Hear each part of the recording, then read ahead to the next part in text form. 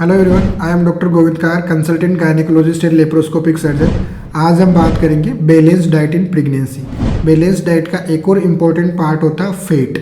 इसकी आरडीए जो होती है, रिकमेंडेड डेली अलाउंस जो होता है 30% of the total calorie per day होता है। It is very important for the neuronal and brain development of the baby. इसके जो सोर्स होते हैं फैट के वो है ऑयल, घी और बटर। हमें बहुत कन्फ्यूजन होता है कि यार ये तली हुई चीज़ें नहीं खानी चाहिए या ऑयल को कम करना चाहिए। तो हमें ये देखना है कि गुड फैट्स हमारी बॉडी के लिए बहुत ज़रूरी होता है। तो tips to include good fats को आपकी डाइट में इंक्लूड करने के क्या क्या टिप्स होते हैं। पहला टिप जो होता है, diet should be low in saturated fat and trans fat. जो सेचुरेटेड और ट्रांस फैट होता है उसको कम लेना चाहिए।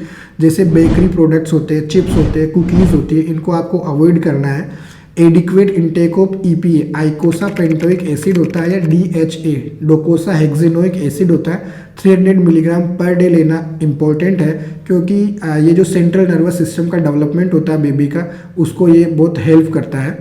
जब कभी भी आप ऑयल ले रहे हैं तो एक सिंगल ऑयल के बजाय आप ब्लेंड ऑफ या मिक्सर ऑफ 2 और मोर ऑयल शुड बी यूज्ड। आपको सिंगल ऑयल नहीं लेना है, उसका मिक्सर यूज करना है। जब आप कभी मिड मॉर्निंग या इवनिंग स्नैक्स का यूज़ कर रहे हैं तो रोस्टेड या भुने हुए सीड्स ले सकते हैं, नट्स ले सकते हैं।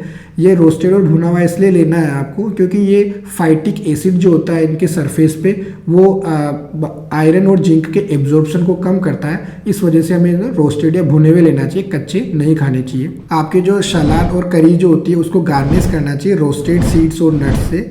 और आपको एक जो फैट्स के टाइप होती है उनको समझना चाहिए कि कौन कौन से टाइप के फैट्स होते हैं और कौन से हमें लेना चाहिए और कौन से नहीं लेना चाहिए। जनरली हमें पता है कि ट्रांस फैट या सेचुरेटेड फैट्स जो होते हैं वो नहीं लेने होते हैं। हमें क्या लेना होता है, मूफा या पूफा, मोनो अनसेचुरेटेड फैटी एसिड्स जो होते हैं वो हमें बढ़ाने होते हैं। कभी कभी हम पॉली अनसेचुरेटेड फैटी एसिड भी ले सकते हैं। तो सबसे पहली बात है कि मूफा कौन कौन से ऑयल्स या मिलता है हमें। तो मूफा जो मिलता है, मोनो अनसेचुरेटेड फैटी एसिड्स, वो ओलिव ऑयल्स में मिलता है, मूंगफली के तेल में, तिल के तेल में होता है, या नट्स जैसे कि बादाम होती है, केशू होता है, पीनट बटर जो होते हैं, वो सब मोनो अनसेचुरेटेड फैटी एसिड्स होते हैं, उनको हमें लेना चाहिए। तो हमारा प्रिफर्ड जो ऑयल होते हैं वो आपको मूंगफली या तिल का तेल होता है। नंबर 2 पे हम यूज़ कर सकते हैं पूफा, पॉली अनसेचुरेटेड फैटी एसिड्स, जो इसमें सबसे कॉमनली हम यूज़ कर रहे हैं घरों में, लाइक कि sunflower oil, safflower oil, soybean का तेल, फ्लेक्सीड या फिश ऑयल। तो ये पूफा है, सेकंड चॉइस होती है। फर्स्ट चॉइस जो मैंने बता दी आपको मूफा होती है। लेकिन थर्ड जो होता है सेचुरेटेड फैट्स, इसको भी हमें लेना होता है, but 7% of the total calorie से ये ज़्यादा नहीं होना चाहिए।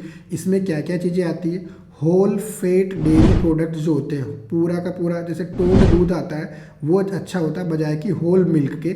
या आप मिल्क क्रीम थोड़ा कम यूज़ करो, चीज़ कम यूज़ करो। घी और बटर जो होते हैं वो सेचुरेटेड फैट्स होता है। इसके अलावा कोकोनट ऑयल और जो पाम ऑयल होता है उनमें भी सेचुरेटेड फैट होता है। तो हमें इसकी मात्रा को कम करना चाहिए और मूफा और पूफा की जो मात्रा होती है उनको हमें बढ़ा देना चाहिए। Thank you so much.